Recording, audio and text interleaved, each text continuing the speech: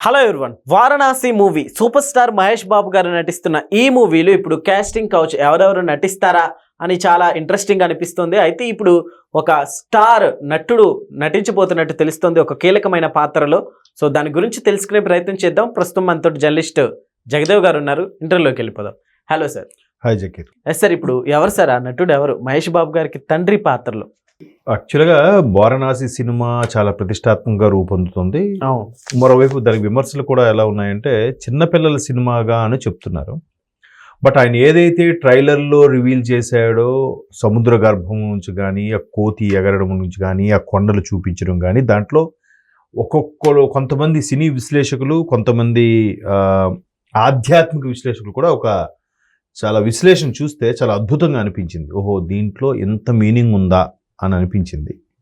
చూద్దాం. అంటే ఈ పురాణ ఇతిహాసాలు రామాయణ భారతాలకి ముడిపెట్టేలాగా ఉండబోతోంది అనేది అవుట్లైన్ హెడ్లైన్ ఇది.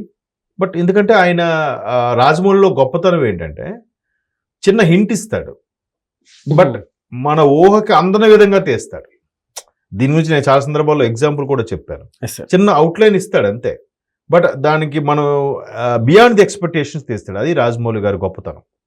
కాకపోతే మొన్న ప్లే చేయడంలో 100 feet పెద్ద డిస్ప్లే ప్లే చేయడం డిలే అవ్వడం, హనుమాన్ గురించి కొంచెం తప్పుగా మాట్లాడారన్నట్టుగా రావడం, ఇవన్నీ కూడా ఒక విధంగా రాజమౌళి గారిని ట్రోల్స్ చేశారు. కానీ నా వరకు ఏమనిపించింది, ఇది ఒక రకమైన పబ్లిసిటీ ఏమో అనిపించింది.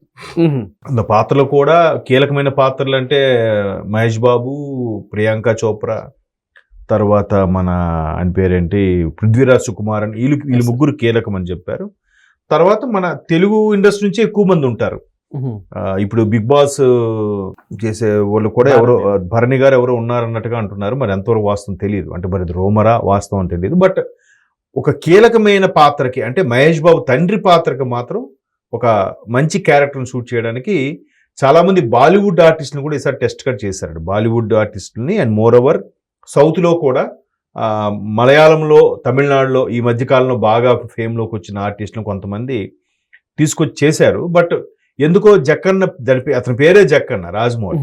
సో వాళ్ళు చెక్కేది, వాళ్ళు నటించేది ఈయనకి అంత ఇంప్రెస్గా అనిపించలేదు.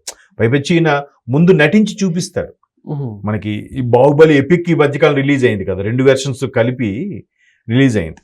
రిలీజ్ అయినప్పుడు కూడా అందులో కొంచెం షూట్లు ఏం పెట్టారంటే ఆయన ప్రతిదీ ఎలా యాక్ట్ చేస్తాడు, ఎలాగా గద ఎలా ఇసిరాలి, బాణం ఎలా వదలాలి బాహుబలి విషయంలో, అవి కూడా యాక్ట్ చేసి చూపిస్తాడంట. ఎక్స్ప్రెషన్స్ ఎలా ఉండాలి, మీరు పట్టుకునే బాడీ లాంగ్వేజ్ ఎలా ఉండాలి ఏంటని.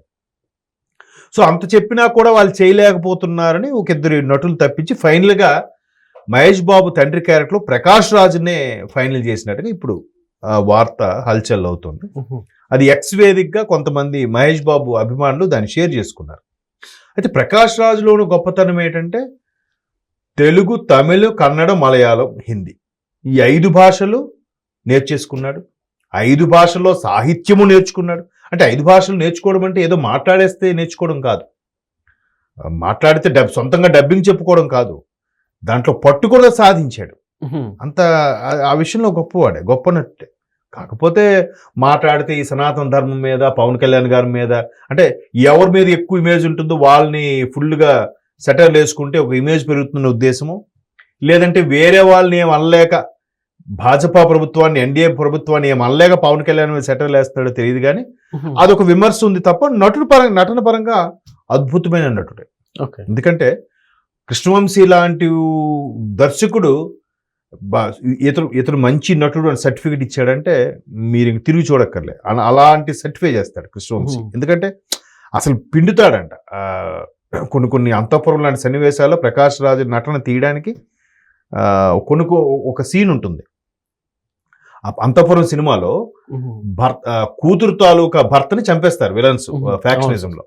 సో ఆ చంపినోడిని తీసుకొచ్చి కూతురు ఎదురుగా వాడిని చంపుతాడు. చంపినప్పుడు చంపేసిన తర్వాత అప్పుడు బొట్టు తీస్తుంది అనమాట కూతురు.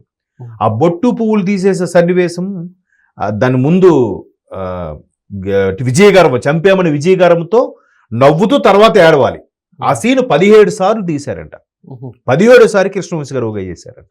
అఫ్ కోర్స్ ఆయనకి నంది అవార్డు కూడా వచ్చింది మన ప్రకాష్ రాజ్ గారికి అప్పట్లో. అంటే అలాంటి టాలెంటెడ్ ఉన్న నటుడు అని కృష్ణవంశీ అప్పుడే గుర్తించారు.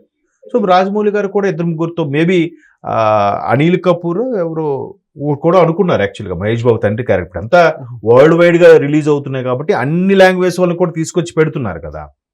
సో అట్లాగా అనుకున్నారు. మేబీ సెట్ అవ్వలేదేమో, మళ్ళీ ప్రకాష్ రాజ్ తీసుకో అంటే కొన్ని నేటివిటీకి దగ్గరలో ఉండేలాగా చూసుకుంటారు. ఎలా అంటే మీకు గోవిందుడు అందరవాడలో సినిమా ఉంటుంది కృష్ణవంశీ గారిది, రామ్ చరణ్ హీరోగా చేశారు, మన బండ్ల గణేష్ ప్రొడ్యూసర్ దానికి. అయితే అందులో ఆ తాత క్యారెక్టర్ కూడా ప్రకాష్ రాజ్ చేశారు. అంతకుముందు ఆయన పేరు ధనుష్ ఏదో సంథింగ్ గుర్తు రావట్లేదు. ఆయన తమిళ నటుడు, మంచి నటుడు. ఇప్పుడు మొన్న ఇడ్లీ కోట్ సినిమా వచ్చింది చూసారా, ధనుష్ గారిది. ఇడ్లీ కోట్ సినిమాలో ధనుష్ తండ్రిగా చేశాడు ఆయన తమిళ్లో మంచి ఫెమిలియర్. బట్ ఆయన తెలుగు నేటివిటీకి వచ్చేసరికి తెలుగుకి ఎలా ఉంటుందంటే పంచికట్టు ఉంటుంది. మన పంచి ఎలా కడతాము, తమిళ వాళ్ళు సింపుల్ గా లుంగిలా కట్టుకుంటారు. మన పంచికట్టు కట్టినా కూడా ఆ కరెక్ట్గా ఆ నేటివిటీ సరిగ్గా బాడీ లాంగ్వేజ్ లో రాకపోయేసరికి ఆయన తీసి మళ్ళీ ప్రకాష్ రాజ్ని పెట్టారండి అప్పట్లో కృష్ణవంశీ గారు. సో ఇక్కడ కూడా కొన్ని దర్శకుడికి కొన్ని థాట్స్ లో కొన్ని మెలకువలు ఉంటాయి. ఈ కట్టాడు బాగానే ఉంది కానీ ఆ అవుట్పుట్ ఆ నేటివిటీ రావట్లేదు అనుకున్నప్పుడు మళ్ళీ మార్చేస్తూ ఉంటాం, సహజం. దానికి చాలా స్క్రీన్ టెస్ట్లు చేస్తారు.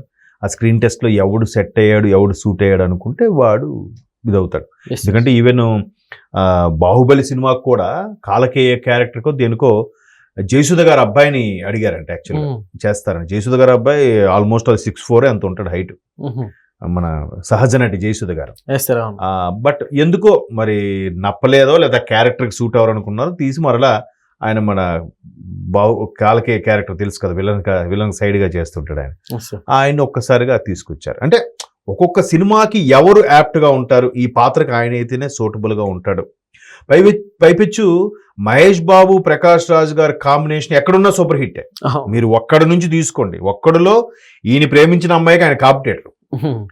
ఆ తర్వాత అదే మహర్షిలో చూసుకుంటే తండ్రి క్యారెక్టర్, ఆ సీతం వాకిట్లో సిరిమల చెట్లు కూడా తండ్రి క్యారెక్టర్. మొన్న రీసెంట్ గా వచ్చిన సరిలేరు నీకెవర్లో విలన్ క్యారెక్టర్.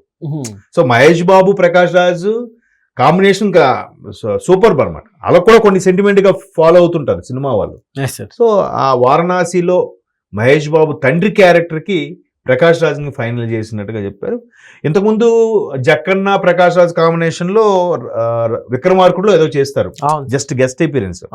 అక్కడ విక్రమార్కుడికి సెల్యూట్ చేసి ఇప్పుడు నా టైం అయిపోయింది సార్, నేను వెళ్ళాలి సార్ అని అంటే, ఇంకా అప్పుడేనంటే నేను నా భార్యకి ప్రామిస్ చేశాను సార్, నా కూతుర్ని చూసుకుంటానని, నేను వెళ్ళాలి సార్ అంటే ఎంత నిర్భయంగా మాట్లాడుతావు, నీకు భయం లేదంటే అప్పుడు చెప్తాడు కదా, నా చావు నా ఎదురుగా ఉన్నప్పుడు నా ముఖం మీద చిరునవ్వు ఉండాలి, నా చెయ్యి నా మీసం మీద ఉండాలి సార్ అని చెప్తాడు.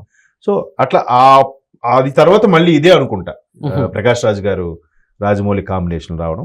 మరి ఆయన అంటే నటుడుగా వ్యక్తిగతంగా ఆయన కొంచెం గర్వం ఉంటే ఉండొచ్చు, కానీ నటుడుగా మాత్రం అద్భుతమైన నటుడు, అందులో దెర్ ఇస్ నో డౌట్. చూద్దాం మరి జక్కన్న ఆయన ఎలా వాడుకోబోతున్నాడో మనం 2027 వరకు ఆగాల్సింది. Okay sir, thank you.